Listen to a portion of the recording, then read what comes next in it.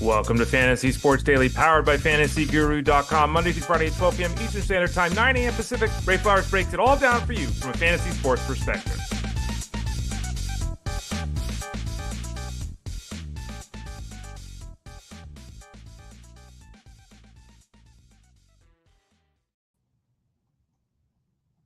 Hey there, everyone. Ray Flowers of FantasyGuru.com. Hope you're doing well on this Tuesday morning, the 28th of January. This is Fantasy Sports Daily, powered by FantasyGuru.com. And we got a lot to talk about today. As always, here on the show, we bring you hopefully some fun, some interest, some, I want to say intrigue, but that's not the right word. How about we just bring some entertainment and information? I'll go with the two E. I was going to say the two I's. You know, I learned how to spell. Spelling was never one of my strengths in school. Good at math. Good with anything having to do with presentations or anything, which is good because that's where I ended up career-wise. But spelling was never my jam. So when they invented spell check, I was very happy because that is a big boost for me. Again, I'm Ray Flowers of FantasyGuru.com. You don't care about how I was as a kid. You can find my work over at FG. You can get signed up. Click that subscribe tab in the top right corner. Get all the information there. Whatever sport you're looking to get covered. I can't say whatever sport. We don't cover highlight. Like there's sports we don't cover, but we cover most of the major sports. Available right now over there at FG. Click that subscribe tab in the top right corner. What are we doing today? Let's just start up on the screen. And by the way, this is Fantasy Sports Daily, which is Monday through Friday at 12 o'clock Eastern Standard Time, 9 a.m. Pacific. I'm on Monday, Tuesday, Thursday, Friday. On Wednesdays, I'm with Jeff Manns on the Elite Sports Show. That's 3 to 6 Monday through Friday on SiriusXM Fantasy Sports Radio. So you watch this show 12 to 1, take a little bit of a break, then you listen to Jeff at 3 to 6, including me on Wednesdays. Today, we're going to have a little bit of a mix and match as we've been doing here on the show for a while now. We're going to start out with some baseball talk, and then we'll move into some football. We'll talk again more about Alex Bregman, Yordan Alvarez, Junior Caminero, and the Caminero situation leads into a deeper discussion about ballpark factors. So we'll talk a little bit about some minor league stadium ballpark factors. Pablo, Lopez, Michael King, Joe Ryan, Evan Carter, Byron Buxton, Dylan Carlson, and Jorge Polanco. We'll have more about all of those guys and the scenarios that they're all dealing with. We'll then visit with Armando or Marsal in about 25 or so minutes, and we'll finish with him a review of the major positions. And I know some of you are waiting for defensive and kicker reviews. We're not doing that. We did quarterbacks, running backs, wide receivers the last 3 weeks. This week with Armando, we'll do the tight ends, and we'll wrap that up, the review of the positions of 2024. So remember, go to FantasyGuru.com, click that subscribe tab in the top right corner. If you have any questions about any of the products or anything going on there, you can leave them at support@FantasyGuru.com. Send that email to support@FantasyGuru.com. Happy to answer your questions there and get you joined up with us at the site. So hopefully that makes sense, and hopefully you'll take advantage of that opportunity. By the way, there are, again, multiple packages. Just to put it out there at the start here, you click that subscribe tab in the top right corner, and they all pop up. Basically, there's kind of two we're really pushing right now, all three. You get the all-in package, which I think there might still be a 50% discount. Jeff Manns, I think on the show yesterday, said we're still doing that. So if you want to get the all-in package, and I know I was having a discussion this morning with Doug, send a note to support@fantasyguru.com, support@fantasyguru.com, and maybe we can work something out there. I guess Ted Schuster is the guy that's in charge, and he's the gatekeeper, and it's up to him, but I think we're still doing it. If you want to do the all-in, you can also sign up, obviously, for any of the baseball packages on their own, wagering, DFS, or seasonal. You can combine two of them. You can combine all three. You can also get the MVP plan. The MVP plan is basically everything but football and baseball. And I mean everything. It's NASCAR, horse racing, soccer, PGA, MMA, NHL, college basketball, NBA, all of it. That's the MVP plan. I know Justin Fensterman talks about that on Wednesdays with his show, but wanted to bring that up for all of you as well. Okay, so let's have a little bit of a discussion here about some baseball to start off the show today. And we'll start out as I'm going through my notes here. Trying to get things ready for the moment later. A little bit rushed this morning, but we're back at it right now, so let's dig right into it. Alex Bregman, who we talked about yesterday on the show. Alex Bregman still hasn't signed with anybody. Ari Alexander, who covers the team for KPRC2 there in Texas, is reporting that there's still interest in a reunion, but they're having problems with the money, and this is not surprising. He's a Scott Boras client. Scott Boras, for about a decade, I'm making that number up, it could be 15 years, got every client seemingly everything every year. And it was bananas because he would continue to get these guys these huge contracts, and they'd be good players, but they wouldn't live up to the cost. Next year, he'd do the same thing all over again. Well, he's starting to run into a little bit of a roadblock lately, and it's not him. It's the teams are looking at things differently, as we've talked about in previous episodes. I think it might have been last year when we talked about this. The player in Major League Baseball is more ready to contribute at a younger age now than ever before. And in fact, there are studies that show that, where we used to think it was an older age where players reach their peak performance often comes younger now. So in their 20s, right? So by the time the guys hit their 30s, like Bregman, who's now 31, by the time players hit their 30s, their best days are behind them. So when they're eligible to get these big contracts, teams say to themselves, look, I could pay Junior Caminero $700,000 a year, or I can play Alex Bregman 25. I'll just take Caminero. That's why these young players have such value on the trade market. That's why teams are so unwilling to move them if they're upper end prospects. And so Bregman's running into the zone where teams are finally figured out that signing these 7, 8, 9, 10-year deals to guys that are 30 years old it's just bad business. It's just bad. You can get similar, if you get the right young player, you can get similar levels of production for a minuscule comparison in terms of the price point. And then you still have those guys because they're 23 years old. You still have that guy until he's 31 for 8 more years, whereas Bregman's already 31. So teams have been smarter about giving the money, and Bregman wants to get paid a lot. And apparently the Astros are giving him what seems like a fair deal. Because again, Alex Bregman is a good player. He's very stable year to year. He plays all the time. You know what you're getting from Alex Bregman. He's not a superstar. He's never been a superstar. He had one superstar-ish season, but he's not a superstar.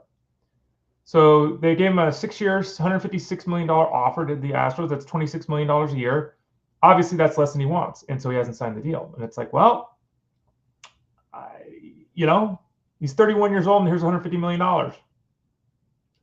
So we'll see what happens there. We've talked about the moves. Where would Bregman go to Detroit instead? Would he go to Boston? That's been rumored a lot to move to second base there with the Red Sox. We talked on the show yesterday about the fact that the Astros might move, Jose Altuve to the outfield if they bring Bregman back. So there's a lot of moving pieces here. But the bottom line is no deal has been worked out yet. Bregman is one of the bigger fishes left on the market. Maybe someone swoops in late and makes an offer. As I said yesterday, whatever Bregman does, he needs to get signed and get into camp when it starts. He doesn't want to be showing up late. Track record of guys that are reporting late is not exactly excellent. So we'll see how that plays out. To me, that's a fair deal. And we've always had this discussion, you and I. By you and I mean all of you listeners. And thank you, by the way, for patronage at the website and for listening to the show here every week too, weekday. If someone said to me, if I think I'm worth $200 million, and someone says to me, I'll give you $160 million. Okay, we're going to play the game. 185.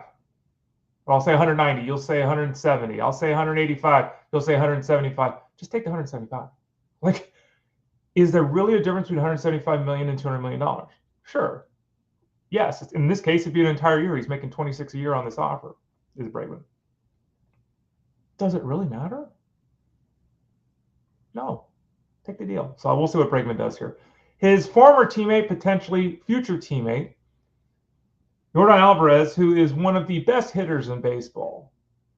He doesn't always produce the best numbers in baseball because he's constantly missing 20 or 30 games with injury. And late last year, he had a knee issue, and he said he's okay. Now, unlike the situation with Brandon Nimmo, Alvarez is a superstar level performer. There is a willingness for the Astros to also play Alvarez at DH, and they even talked about that. Dana Brown, the GM, said, look, we're going to play him less in the outfield than we have in the past. Smart. Okay, you need that bat in that lineup. He can win any game on his own, win any matchup on his own. He is a phenomenal offensive player. They need him in the lineup as much as possible. So,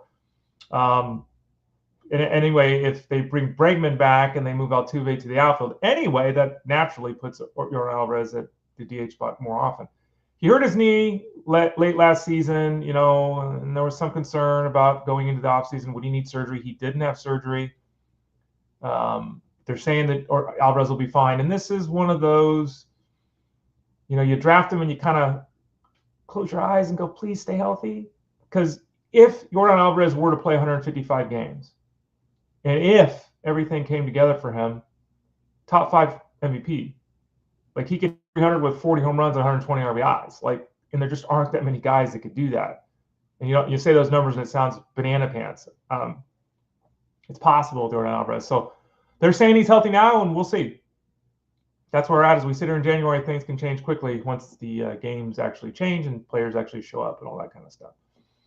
Junior Caminero is a future star in Major League Baseball. He was expected to do some pretty impressive things last season. He was delayed because he had multiple injuries, especially to his lower half. Nothing significant, but every time you looked up, he was missing 3 or 4 weeks. So in the end, he didn't see as much time in the big leagues as anticipated. Still, everyone understands the talent he is. Everyone, there'd be a little bit of a fervor depending upon where you live and who your league mates are and how they draft to get Caminero on their team this season. Yesterday, he had a 454-foot home run with 114-mile-an-hour exit velocity in the Dominican Winter League. You can find that video on social media if you want, and it's not a short home run. And that's the thing with Caminero. 75-80 is the power grade on the 2080 scale. And remember, later this week, we're doing the head-to-head week the first 4 days. So the first 4 days at fantasyguru.com this week, we're talking head-to-head fantasy baseball. Friday, Saturday, Sunday. Friday, I think, is the hitter scouting reports for rookies. Saturday is the pitcher scouting reports for rookies. And Sunday is the top 50 rookies for 2025. So big information coming up this week on the youngsters. Caminero, not a rookie, but obviously, in all intents and purposes, he is because he hasn't played a full season at the big league level. So the question becomes, what does he offer this season? How high do you push him up draft boards and all that? You can go to fantasyguru.com and check out the rankings for where I think he should be drafted. But I was reading a little bit yesterday, and it brought up a fact that I wanted to touch on with you all today. And this is park factors. We have park factors. Park factors try to normalize things. They try to tell you, hey, if everything was equal, this is what would happen if you're at this park or that park. Number of 100 is league average. If the number's above 100, it favors the hitter. If the number's below 100, it favors the pitcher, right? So like Coors Field was 112 last year, 12% better than league average. So it's a way, and when you look at park factors, they're often broken down into, singles, doubles, triples, homers. They can get more, they sometimes do walks and strikeouts, which again, I don't know how much of that's the ballpark, but anyway. We look at ballparks and we try to normalize things. If this guy's playing in Coors, how much of a boost does he get versus if he's playing in Petco? Okay. So that goes into the factoring of the value of players in the fantasy space. We have 2 really interesting things going on this season. We have 2 teams, the Tampa Bay Rays and the Sacramento Athletics, that are playing in minor league stadiums. I don't know how Major League Baseball with these billion-dollar franchises is okay with that. In the case of the A's, they bungled things with the Oakland and the Coliseum, so they had no choice but to go to Sacramento. There are days in Sacramento where it's 115 degrees. There is a schedule in place for the minor league team in Sacramento because they have to share the stadium now with the minor league team due to the Athletics. There's a schedule in place where they play like 6 days in a row at home or something. I have to look this up. But they have different schedules. They don't play 3-game sets and then take a day off and 3-game sets and travel. And they have like week-long periods of time where they play. Now, the A's are going to have to work around that. There are also going to be scenarios where if you haven't been to Sacramento, Sacramento can get to be 105, 109, 110 degrees. It can be 110 degrees in the afternoon. That's not great for Major League players. The stadium obviously doesn't stand up to the expectations of a Major League stadium. It doesn't have all the fancy doohickeys under the stadium for the player comfort and all that. So that's an issue. But beyond that, we have to deal with the stadiums themselves. And if you look at the stadium, because I thought it's Caminero, his Rays will be playing in Steinbrenner Stadium. Steinbrenner Stadium is 318 feet down the left field line. It's 314 feet down the right field line. That's short, right? That's almost pesky pole and Crawford boxes kind of area. 399 to left center field, that's pretty deep. 408 to center, 385 to right field. So how does that park play? I was looking at some park factors this morning. And if you look at that stadium, according to Baseball America's park factors, despite those numbers seemingly, hey man, if you yank the ball, kind of thing, the park for runs scored is about a 101. So it's just about average. Now, the really interesting thing is, though the park is about average for runs scored, according to park factors for home runs, it's a massive booster. Why? Because if you pull the ball, there you go. Not to mention the fact that the weather there, by the way, the weather, speaking of that stadium in Tampa, Steinbrenner Stadium, averages the last like 7 years, like 6 or 7 rainouts a season. So good luck, Major League Baseball. Good luck us in the fantasy space. Good luck us in DFS when they're canceling games every week because of the weather. But Park Factors has that stadium at 150, which is insanely insane. Like, that's out of control. I mean, what was baseball's highest in last year for home runs? Let me look this up. I want to say it was 130, 128. Great American Ballpark the last 3 years has the #1 Park Factor home run mark at 128. Steinbrenner Stadium's ahead of that.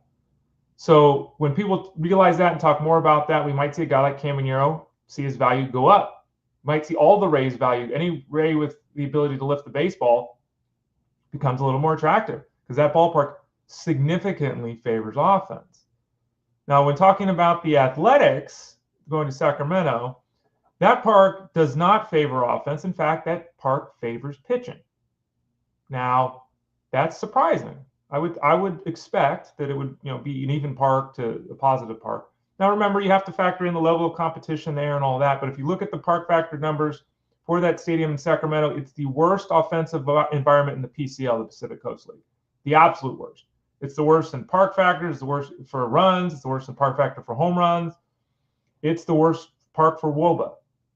So the A's, in comparison to the Rays are absolutely moving into an offensive environment. Athletics, not so much. So those are two things to keep in mind when you're trying to evaluate the players. Obviously, there's a lot that goes into that. There's the individual player and their skill set. That doesn't mean because a stadium plays up or down, right, that every player is going to be up or down. Isaac Paredes is that guy I love. All Isaac Paredes does is hit balls down the left field line into the seats. He lifts fly balls to his pull field. That's all he does, right? So it doesn't matter if the park plays well to right field or center field for Isaac Paredes, wherever he's playing. He needs to, which is why a fit in Houston is intriguing, because the Crawford boxes are short down the left field line, and that's what he does. He yanks fly balls down the left field line. So, if your power's to center field, you need the park to play smaller up the middle versus more expansive up the middle. So the park factors tell you a general scenario that the team is dealing with. Doesn't mean that every player involved is going to play up or down to the ballpark. There is a little bit of nuance to it. But I wanted to bring that up just to throw it out there because everyone kind of talks about park factors and all that kind of stuff. But it's really not something we've talked about here, I don't think, at all on the show. Every week in our weekly planner piece that comes out on Sundays at fantasyguru.com, we'll talk about how many games are going to be played in the coming week. Our team's slated to throw lefties or righties, so you can look at who should be in your lineup or not. We'll have the park factor information there every week, so you can take a look at how ballparks are playing. Be careful with ballpark factor information, especially early in the season, because we need a larger sample size. 12 games, 15 games is not enough. I would use at the start of the season the 3-year average. Now, sometimes stadiums, they change. They add a bullpen. They remove a bullpen. They lift or lower a wall. But you want to avoid small sample sizes because they could be greatly skewed based upon the weather or based upon a matchup or two. Someone goes in there to a park and scores 18 runs. That obviously throws the park factor thing off. So use a more expansive look, like a year if you can. I wouldn't be shifting just to 2025 data probably till midseason. Like, I would be taking a look at the 3-year running average there for the stadiums if you're looking at park factors. So that's a little review of park factors. Back to the individual players. Pablo Lopez. Pablo Lopez is going to start for the Twins, according to Rocco Baldelli. It's January. Now, I am not surprised that Pablo Lopez is going to be their opening day starter. I think that makes all the sense in the world. So we're not breaking any news here. Why the hell is this being announced in January? It's so weird, isn't it? I mean, it's weird. Lopez, Ryan, and Ober, right now, their top 3. Fantastic. As we talked about last week when we were talking, who were we talking about last week? Was it Joe Ryan we were talking about last week? They were talking about making a trade to get Dylan Cease. That was what we were talking about last week. Every member of their rotation right now, according to projections for the Twins, all of their starters are right-handed. If you look at their bullpen, they have 1 lefty. They could have a pitching staff as it's currently constructed. The Twins have a pitching staff with 1 left-handed pitcher. Wow. That is really awful. Obviously, that has nothing to do with Pablo Lopez, but that's really awful. Pablo Lopez, who's 29 years old, He went to Minnesota and found the stability that he lacked when he was with the Marlins. He's now thrown 180 innings in 3 straight seasons. He struck out at least 174 batters in 3 straight seasons. He's posted an ERA of 3.8 and, a whip of 1.16. I'm making that number up. What's his whip? 1.18? What's it? I think I'm not using my keyboard. 1.17. All right, let's close. So for the last 3 years, if you include that final season in Minnesota, with the Marlins, excuse me, that's in Florida. More than a strikeout an inning, a 1.17 whip, 4.3 strike to walk ratio. He's just really good. And whereas 5 years ago, I was like, well, if he could stay healthy, 3 years in a row. And you never know, any guy's arm could fly off at any time, and there's always risks with this associated with pitchers and all that. But Pablo Lopez is one of the more stable options in baseball right now. And you're that guy until you're not, to be fair, right? He's the most stable guy in baseball, and then he goes out and throws 37 innings. But if you're going to invest earlier on the pitching side of things, Pablo Lopez is an excellent target. About the only thing that really stands out as a minor concern, and it's not a major concern, is the home run. And we saw that last season. There were periods of time last year where he was dynamite. And then there were periods of time where he struggled. And that's been something. The home run rate has increased as his ground ball to fly ball ratio has decreased over the years. One of the reasons for that is he's changed his pitch mix up a little bit. As he's increased the fly ball rate a little bit, right? Lost the ground ball rate a little bit. He's increased his strikeout rate. So it's a give and take, right? That's how it goes. But he is one of the more stable right-handed pitchers in all of baseball. I'd feel very good if I got Pablo Lopez on my staff. Let's look up his ADP real quickly. I'm going to use the NFBC's information. He's currently with an ADP of 67, which is 1 spot ahead of Framber Valdez and a couple of spots behind Michael King. So King, Lopez, Valdez, all these guys being drafted in the same zone here in the early ADP. Next up, Ken Rosenthal, speaking of Michael King. Ken Rosenthal says that the Padres are not shutting the door on trading Michael King. And, we were just talking about Dylan Cease. Dylan Cease is rumored to be on the trade market. Michael King is rumored to be on the trade market. If you're going to trade one of your top 2 pitchers, not great. If you're considering trading both of your top pitchers, what are you doing? That would leave you, Darvish, Randy Vasquez, and Matt Waldron as the other 3 guys. Joe Musgrove, he's coming back from Tommy John surgery. He had that surgery in, I want to say October of last year. So he's not likely to see the field this year. That's not happening. So I don't know what the plan would be if they, I got to make a note here about this. 1 second. That would not make any sense for them to trade even one of those guys. But it sounds like they might trade both of these guys. And, here we go. King is, King. He's a free agent next year. He'll be 30 years old. He's about 6 months older than Cease, right at that exact same age, basically. 1 more year of arbitration eligibility. No more minor league options. Not that would matter at all. And King, the last 3 years, has been really good. One of those years, he was out of the bullpen. Then he moved late in the year in 2023 to the rotation with the Yankees. Then he was dealt to the Padres, and he exploded last year with a massive season. I don't know how many people realize that he had 201 strikeouts last season in 173 innings. Really good stuff here. So he will look to continue that work, whether it's for the Padres or somebody else. And again, I get it. You can't pay everybody. I get it. You're the Padres. I understand that too. But can't feel good if you're a Padres fan or a Padres player if you're hearing your number 1 and number 2 pitchers could potentially be on the move, and your number 3 pitcher, you Darvish, who's had an excellent career, is 38 years old. That's not ideal. Joe Ryan going back to the Twins. Joe Ryan, who is one of those top 3 guys with Bailey Ober and Pablo Lopez, had an MRI in November that showed complete resolution of the shoulder strain that ended his season in 2024 in the month of August. So he didn't pitch, as I am well aware, because I had him on my Tout Wars team. Luckily, I was able to win that Tout Wars League despite not having Ryan for the last month. Would have made me much less likely to have gotten an ulcer in the final month of the season if I had Joe Ryan. The good news is that grade 2 teres major strain that he suffered is healed. So he's expected to be good to go. He's thrown 3 bullpen sessions without any hiccups to date. Obviously, we'll want to watch him in spring and all of that. But this is shoulder strain. If that's all it was, and that's all we're hearing it is, like at this point in time, I'm not overly concerned with Joe Ryan. Tears and that kind of thing. And then you start getting a little nervous, and especially in the shoulder. Hey, my shoulder, I know shoulder issues, right? I've talked about it. When I start hearing labrum and fraying and rotator cuff, oh boy. But for now, speaking of that, yeah, it's over there. Looking at my notes. I went and did some PT yesterday, so I wanted to make sure I had my notes. But Joe Ryan, at this point in time, appears good to go for 2025. Evan Carter, let's remember, post-type sleeper article just went up at fantasyguru.com. Evan Carter, he's in the article. He had the back issue last year. Remember, last year he came into the season, a lot of people, including me, had him as a top 5 rookie prospect last season. He had that magical run the year before into the World Series, was spectacular.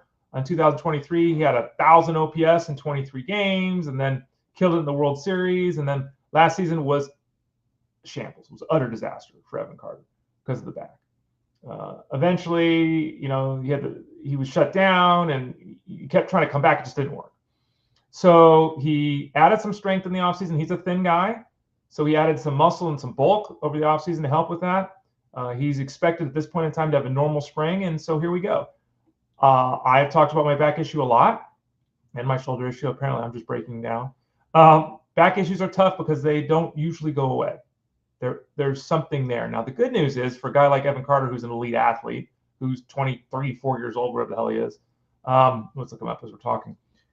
The good news is he's that age, and his body is not a 50-year-old broken down guy like me. He's 22 years of age. There's every reasonable expectation that Evan Carter will return to being a potentially significant fantasy contributor. This is the guy that could go 2020.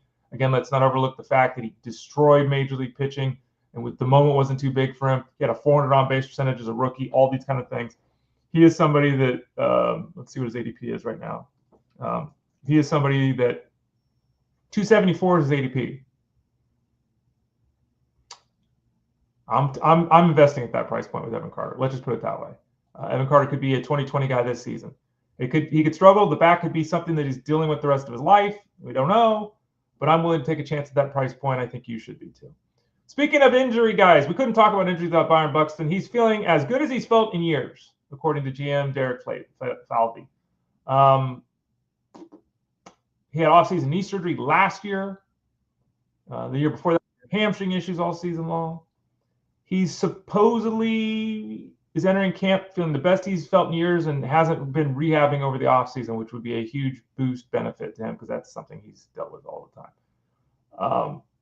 Buxton, it doesn't matter what analysis I give at this point with Buxton. His ADP is 242 over at the NFBC. It doesn't matter what analysis I give with Byron Buxton. You all have to make your decisions on your own, because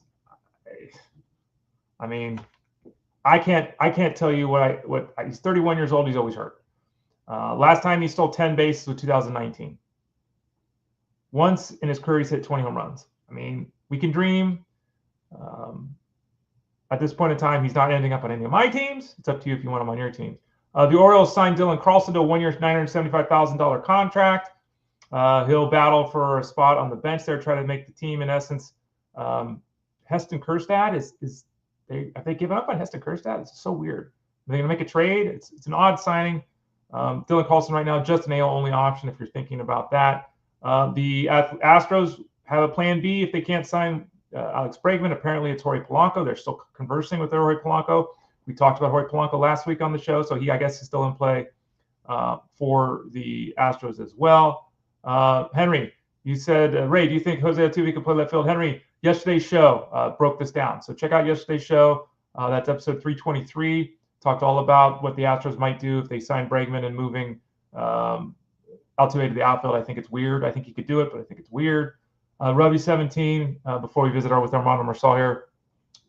Hey, Ray, will you be doing the draft book this year? Yes, we'll be doing the draft book this year. I will talk much more about it once we get to the release point. There's no point to do the draft book right now. No, hardly anyone's drafting in January. I will say this, and I'll give more. I've given this information in the past, and I'll reiterate it again this year. I think the draft book is horrible. I would never use the draft book. I do it because everyone seems to love it. it's against everything I think of you should be drafting. So I would never use it. I don't like doing it. It's a lot of work. Armando Marsal will come on here. He'll talk about the football one. It's a lot of work. We don't have a computer that does it. You have to do it by hand. So it's a real big time suck. But the bottom line is what it basically does for those that don't know, the draft book includes auction values and player values in one space. I don't know why that's better for people than just using a rankings list or tiering, which I prefer tremendously over the draft book. But people love the draft book. We do it. Jeff Mann's invented it, I don't know, 10 years ago at this point, something like that. So we will have the draft book Rubby 17, and once we get closer to its release, I'll spend much more time talking about the pros and cons of it on the show. We'll probably throw a little bit up on the screen and have a discussion about it so that we can dig into it a little bit deeper. So yes, it's coming. I don't like it. I don't use it. If you want to use it, it'll be available for you in a bit here at fantasyguru.com. All right, it's a Tuesday, and on a Tuesday we talk to this guy all the time. Oh, look at my background. How about we fix that? There we go. We talk to this guy all the time at fantasyguru.com. He's smiling in the green room. I can see his face in the green room, and I think he might have something to say about the draft book. We'll bring him on in a second here because he does the football one. These are Armando Marsal of fantasyguru.com. You can find this show, Fantasy Sports Daily, and his show, Mind of Marsal. If you go to fantasyguru.com, click that Elite Plus tab at the top of the page, you can find both this show and his show. You can find Justin Festerman's show. You can find Jeff Mann's show, the other shows on the Elite Plus network, Elite Plus at the top of the page. Sign up there. You know him as our football guy and our basketball guy. And here he is today joining us to finally wrap up a review of the 2024 positional situation in football. He's Armando Marsal. Armando, how you doing today, bud? Doing good, Ray. And yourself? I'm doing okay. I was doing really well until I got the draft book question. Now I noticed that. Yeah, and again, you do the football version of it. I'm not saying this to be. It's a little easier in football than it is in baseball because in football you move a guy up a couple of spots if there's an injury or something. In baseball, Ryan Presley blows his arm out. Now here comes Porter Hodge, who's not even on the thing, and you got to put him up and you got to drop everyone down and you got to do it. It's all manual, right? We don't have a computer system doing it, so it's a lot of work. Your general thoughts on that? Do you like the draft book? It's simpler, and I guess people like it for that reason. I don't know. I like it for if you're using it, I like it. As far as updating it, it is a pain. Like you mentioned, I could say that for baseball, I'm sure it's much more complicated than it is for football. But it still is a pain to update in football. I do think it's a useful tool, but I mean, this is the thing. I agree with you 100%. I think tier, for me, my favorite is tiers. I prefer drafting in tiers because if you're torn between two players, the rankings might not help you. You look at the tier. If it's a tier 2 player in the running back position and a tier 3 wide receiver, I'm going to go tier 2 running back position. Right. That's the way I like to view it. Right. But I think that the draft book is good for auction. It gives you an idea. And maybe if you're trying to be organized and maybe what round you want to draft a player or something, I think that's a big benefit as well there. But outside of those two things, I mean, I prefer just grabbing tiers and drafting off tiers. Yeah, and I think that what we try to do at fantasyguru.com, and I wasn't trying to put anyone down if they like using it, because what works for me may not work for you. It may not work for Armando. We think the world differently. We draft differently. So what we try to do at Fantasy Guru is provide you with everything. Yeah. And then you can decide what works for you. Like we have projections for football. And I'll be honest with you, Armando, I didn't, and I'm being totally honest. In 2024, I did not look at our projections a single time to do rankings, ever. I never looked at the page. Other people ask questions about it every day. So that's how they do it. So again, end of the day, right, we all do things different, and we try to provide a little bit of everything for the folks over at Fantasy Guru. Yeah, 100%. And then just to kind of add to that, if you remember, we do this, we play fantasy football at the end of the day. Yeah, you want to win money or not, but for fun. A lot of these leagues are for fun. You're with your friends and whatnot. You also want to root for your team, right? So rankings, you might be well, I like this guy a little bit better than I like this receiver, but this receiver is ranked higher. Well, guess what? If you have it in tiers and they're in the same tier, you could get the guy that's ranked a little bit lower, right? They're the same kind of receiver. Yeah. So just it just kind of wanted to add to that. But yeah, I think giving options and giving different tools to use on draft, it's what we do here. And that's why we do it. Armando Marsal of fantasyguru.com joins us every Tuesday. He's also on Wednesdays now with Justin Fensterman. Yes. We've been talking football here. You've been talking a little bit of hoops, I assume, with Justin. Yep. On a more consistent basis. How's that going? You can be honest. It's more fun on a Tuesday than a Wednesday, right? I'm not gonna say that. It's always fun. It's fun all the time. This is obviously a blessing that we get to do this at Chat Sports here. But yeah, look, we do Wednesdays. We do basketball. I already have my cheat sheet up now. It's early. I just kind of gave like an overlook. There's a lot of news pending. I'll be updating the cheat sheet throughout the day. But the NBA cheat sheet is up for tonight's day. We have a 4-game slate, small slate tonight, but a good one. So check that out there. But yeah, we do talk some NBA on Wednesdays, but football. We talk football today. MVP plan, by the way, subscribe tab, top right corner, get the MVP plan for the basketball coverage. Do you do the watch along Wednesday thing at all? Do you jump in there with Justin too? Because I know he's in there Wednesday nights. They watch games and he interacts with the users in Discord. Do you do that too?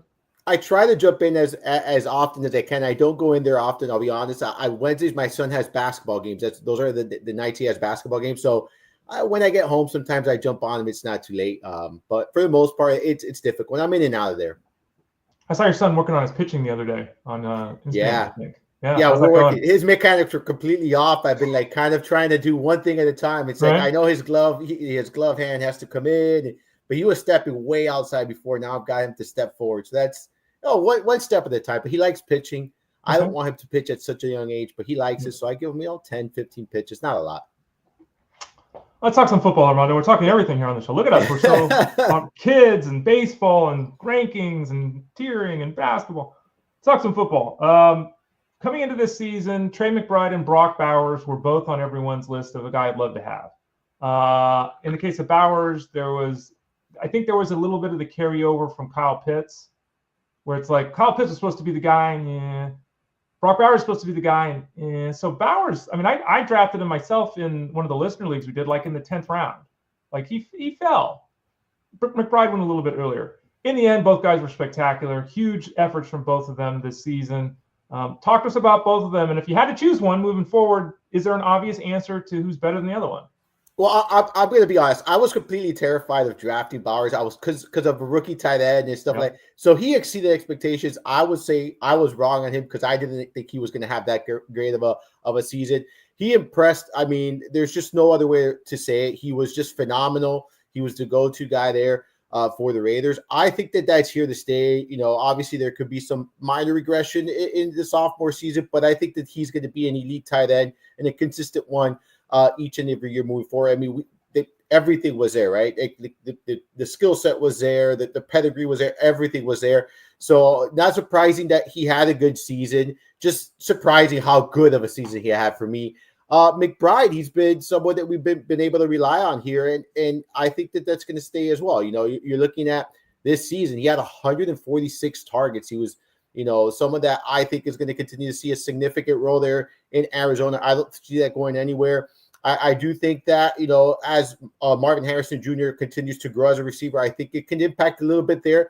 But again, when you look at the supporting cast right now, there aren't that many pieces in Arizona in the passing game that you can rely on. So I do think that, McBride is going to continue to be a big part of this offense. If I'm choosing one of the other, I'm going to go with Bowers because I do think that Bowers could be continuously a tight end one. Like he could now emerge as that top tight end each and every season that we go to.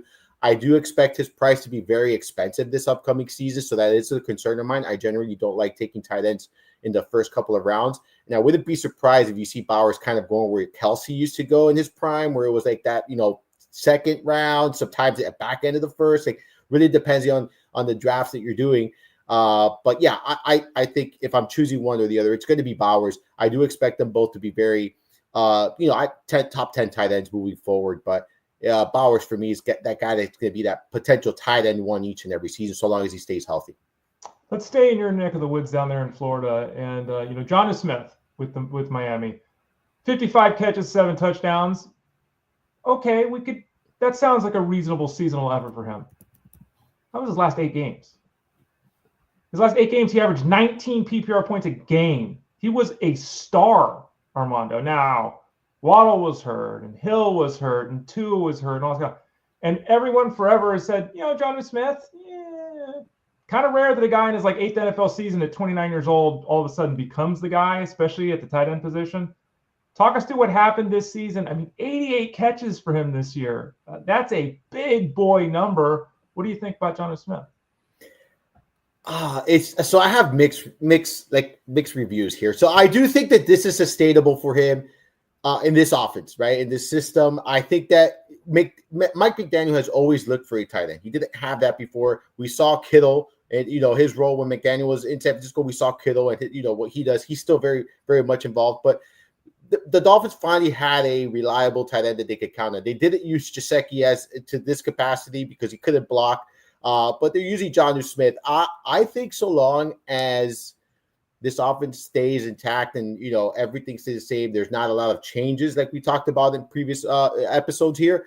I think you can rely on Jonnu Smith on a weekly basis as a weekly floor play. I do think that role is going to be intact. I don't think it's going to go anywhere. And I think he's going to continue to be a big part of this offense. So I will be buying him. But again, it comes down to pricing with these guys. I'm not going to buy in a ceiling price on someone like Smith, because I do think that this potentially was his ceiling year, right? Like you mentioned, I don't think he's going to have a bigger season than this year.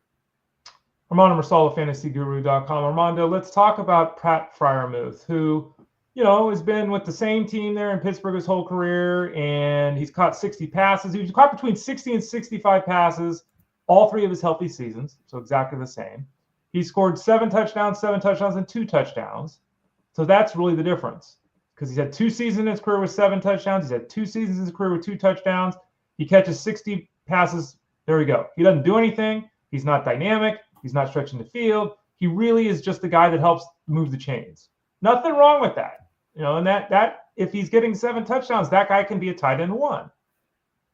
What do we do? Like, how do you evaluate Pat Freiermuth? Is it like, oh, it's a 12th round, give me Pat Freiermuth? I mean, are we excited about him? Does it matter if it's Fields or Wilson or if they bring someone else in? Like, what do you think with Pat Freiermuth? Yeah, so I don't want to say he's just a guy, but kind of just a guy for me, right? Where he's very touchdown dependent.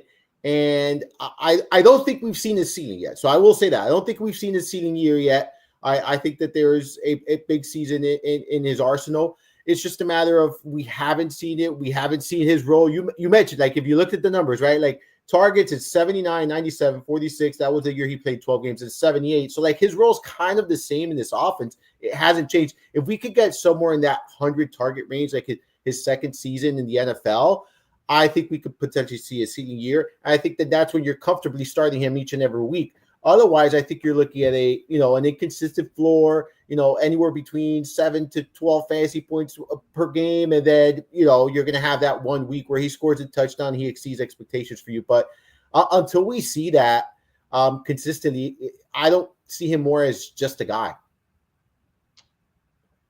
Zach Ertz is an interesting player. And I said this on Monday. Other people said it too when they were reviewing the weekend. If Zach Ertz is getting 16 targets at this stage of his career, you're done. You have no chance to win a football game. And the Commanders got beat by a better team in the Eagles and all that. For a large portion of the season, Ertz was just a guy. But also at the same time, for a player, at his age and all that and his experience level, I mean, he scored 7 touchdowns the last 10 games, which is a big number for Zach Ertz. And there were many games where he's catching 5 or 6 passes. He's, I think, 34 years old now, and it's like, is this the last hurrah for Zach Ertz? This type of skill set doesn't usually change at all, and it usually peters out pretty quickly. Yeah, it's just how much gas is left in this tank. That's reality. I don't know.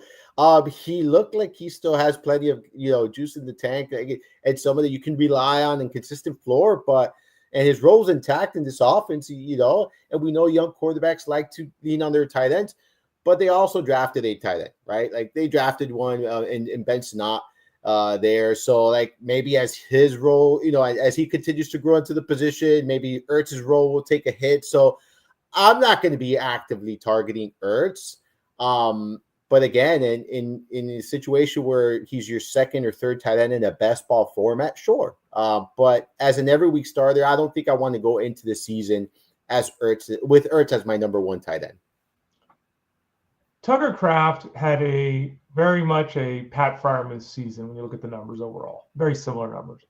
There were a couple of games there. He had that huge game in week 5 and week 4. He had 3 of his touchdowns in back-to-back games, and that was almost half his production for the season. There were many games like the pass catchers with the Packers where he was catching, 2 or 3 passes for 30 yards. So he wasn't a consistent weapon at all. We heard this week, I think it was yesterday actually, Matt LaFleur was talking to the press and he said, look, if there's anything we can do better, it's featuring our tight end. People hear that, and that thing's going to get repeated 7,000 times by people in fantasy before next season begins. Coaches say a lot of things, and it doesn't matter. Who is Tucker Kraft in this offense? Does it matter that the head coach says, we're going to feature this guy? We got to do that better. No, that doesn't matter to me. I mean, you're looking at look, it's a team that they spread the ball around. I was pulling up the numbers to give you those. So like Romeo Doubs, 20% target share, Jada Reed, 16% target share, Dontavian Wicks, 16%, Tucker Kraft, 15%, Christian Watson, 13%. Like, this is what this offense is, unfortunately. Like, and that's why it's very difficult to love any of the receivers as well. Like, I'm a big Dobbs guy. I think he fits really well in this offense, but only a 20% target share. They spread the ball a lot here. And until we actually see it, because this has been a consistent pattern now the last couple of seasons, until we actually see, them lean on their tight end or lean on a specific receiver, it's just going to be a very volatile situation. So you just have to understand that that's where you're going to be investing in here. There's not anyone here in particular that stood out or dominated the opportunities. It was spread. The love was spread here in Green Bay, and I think it's going to continue to be that way. Remember, this is a very young receiving group. These are all young players here. A lot of these receivers, I think they're younger than 25 years old, a lot of these guys. So a lot of young players here. I think they're going to continue to develop. I think they're going to continue to spread the ball. It's been working for them, right? So I don't see it changing much going into next season. I hate it when you're doing something and your pen just stops. Like, I'm making a note here as we're talking, it just stopped working. Come on, man, I need you right now. Jeez. I hate when that happens. Armando Marsal of fantasyguru.com. Do you write a lot of stuff down yourself? I know a lot of people are all digital. Do you write stuff? I have two. Actually, I have two notebooks here. Yeah. See. Okay. You're old school like me. Yeah, I have. There you go. That's a big one. Okay. Yeah. All right. Well, that's I try to. I'm not consistent with that. I try to do like daily tasks. So I write them down. I try to check them off. See if I. That's what I do. My task. Yeah. Doesn't always better, work Armando. out. Come on. Geez. It doesn't always work out. It doesn't work out if your pen doesn't work. Armando, let's talk about David Njoku. And since the start of last year, so the last 30 games or whatever he's played, he's been catching about 5 passes for 50 yards. And there are big games in there, right? 7, 8, 9, 10 catches. He's had massive efforts with Jameis Winston. He's had massive efforts with Joe Flacco. Hasn't done much with Watson. I don't know if Watson's even going to be on this team on week 1 next year and all that kind of stuff. So, in addition to Njoku being productive, there's also been injuries, and so he's been a frustrating player to own. He's not a young guy anymore. He's been around for a long time. He seemingly is the guy that could, catch 80 passes for 8 touchdowns and be different than guys like Tucker and Ertz and Freiermuth who we're talking about. Would you draft him that way? Do you see him above those other guys that we were just talking about? Yeah, I just view him as a risky, investment, right? Like, that's why I view him at. You mentioned it. Like, I think also the quarterback situation. So it really depends on the quarterback situation for me going into next season, see where that's at. But for me, yeah, I think we saw it, right? Like the year before last, when he stayed healthy, he was able to finish as a top 5, top 6 tight end, depending on your scoring format. And I think that there's still that potential. It's just a matter of, can he stay healthy? And what does the quarterback situation look like next season in Cleveland? And I think that's where you have to make that decision of whether you want to take that chance or not. But there is risk involved with him, and you just have to, embrace the risk if you want to draft him. Armando, the Tampa Bay situation is really interesting because Cohen's gone now, not running the offense anymore. Very likely Baker Mayfield pulls back from the numbers he posted in 2024. Mike Evans is a year older. Chris Godwin is a free agent, so we don't know if he'll be back. And then there's Cade Otton. Cade Otton had some moments this year. They were basically tied to Mike Evans not being on the field, really. But he had some moments this year. And really, depending upon Chris Godwin, who gets 8 targets a week in this offense when he's healthy, there might be a role on a more consistent basis next year for Cade Otton. Did you see enough to get excited about Cade Otton if Godwin's not back? Or is this a situation that totally depends upon what the team decides to do? It really depends on what the team decides to do, because what really concerned me was when Evans got back, like how much of a hit his role took. And then we also saw McMillan more involved as well down the stretch. So for me, it was concerning. I thought he was very efficient when he was being utilized. I was very shocked that they, went away from him that much after going to him for so much. And I'm talking about here. So yeah, I'm too concerned about how much his role took a hit last year or this past season when Evans was back on the field. I was expecting a little bit more of a significant role, especially like you mentioned, Godwin off the field, but it wasn't the case. So that did concern me a lot, Ray. I see Chig Okonkwo, and I think he could be David Njoku-like. And everyone has talked about for the last couple of years, right? Once you figure out how to say his name and spell it, you look at him and say, okay, this guy's talented. He's physically, he's a separator. He's not one of these blocking guys that can't, get deep on an offense.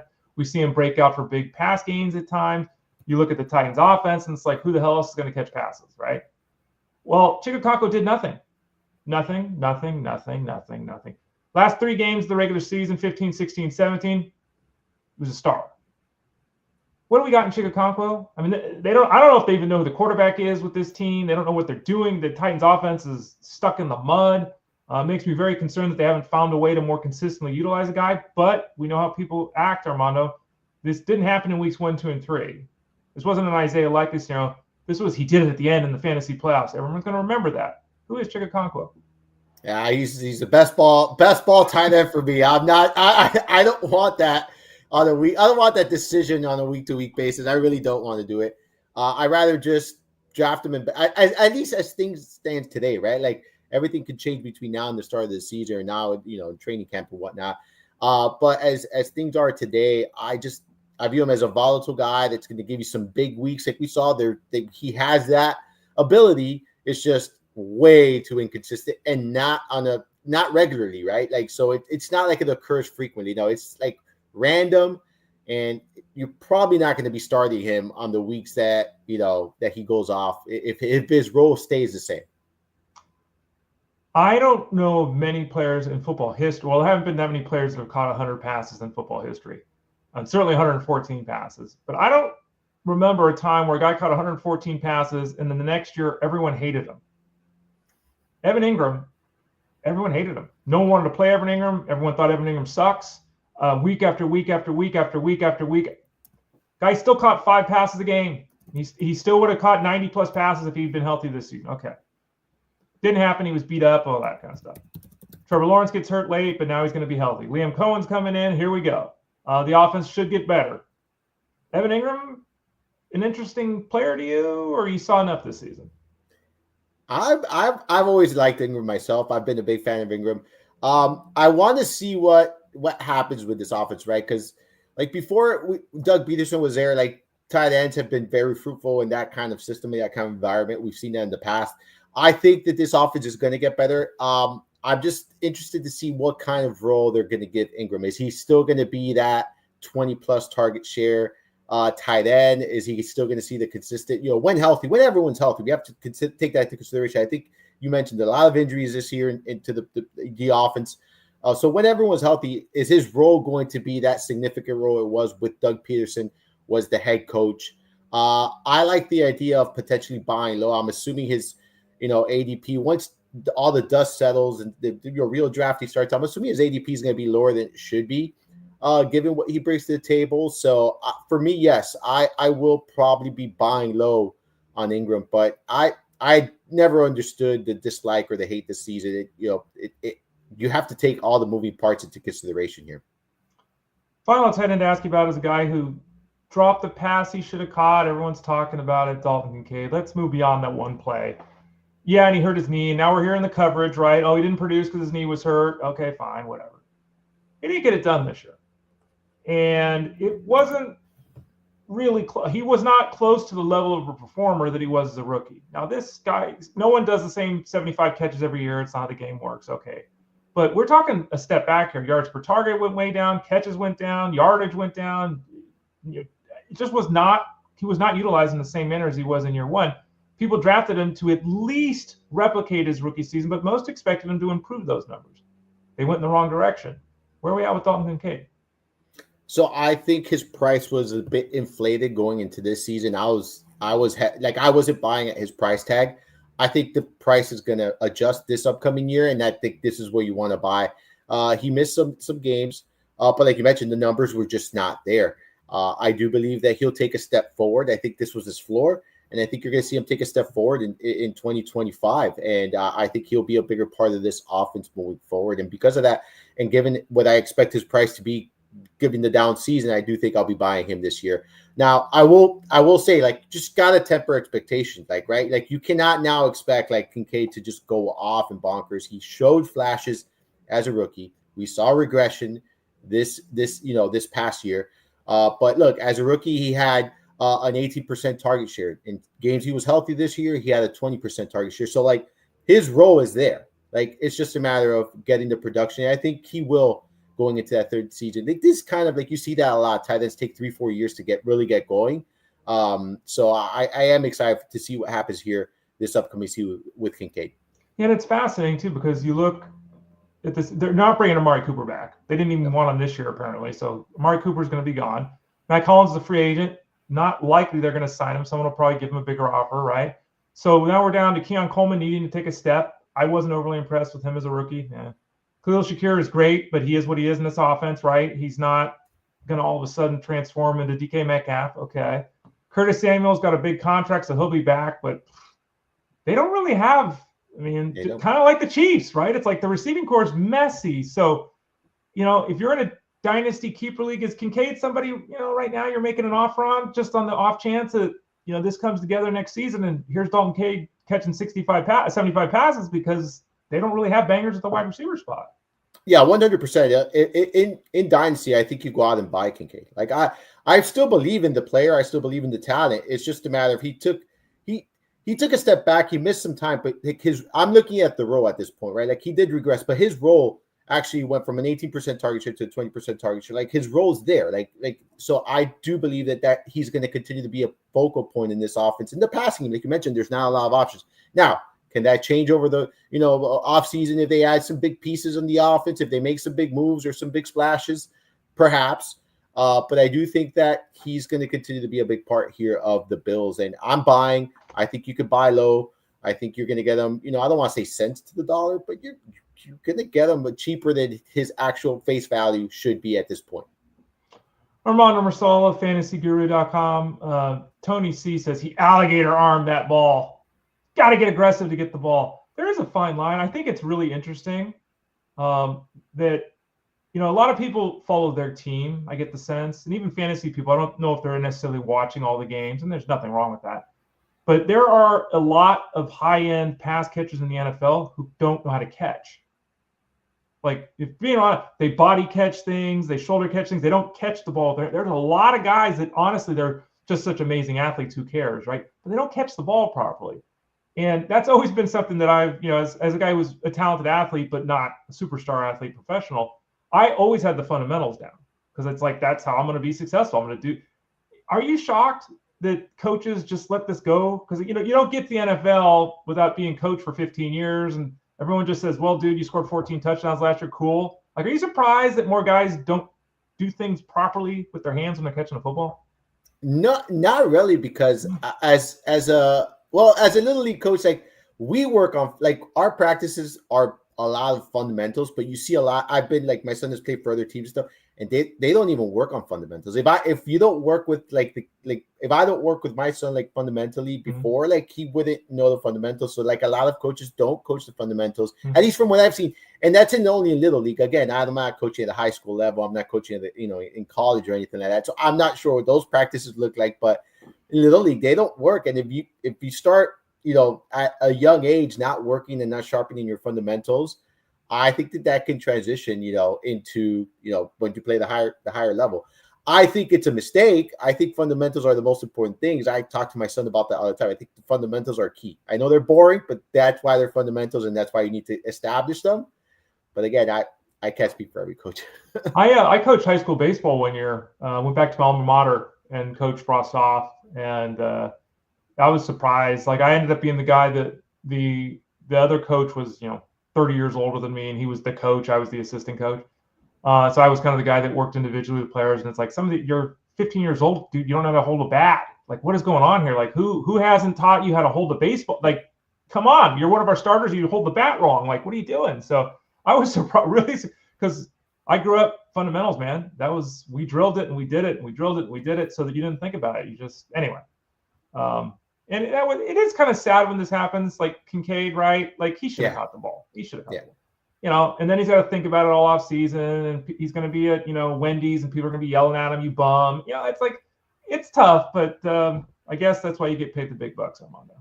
Exactly. That's why they get paid the big bucks to make those catches. It is tough though, right? Like those are high pressure situations, and we forget that they're human, right? Like we do forget that they're human, and in those instances, sometimes it just doesn't work out.